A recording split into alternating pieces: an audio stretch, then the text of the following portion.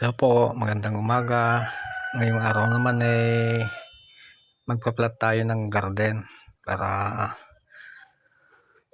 may pagtataniman tayo ng talong saka sili. Ito yung garden natin, no. Matigas na yung lupa, mahirap ng ng piko. Ayan. Pero kailangan natin i-prepare para mataniman na kasi malalaki na yung pinunla natin na talong sa kasili. Kaya kailangan natin tapusin na. Ayan.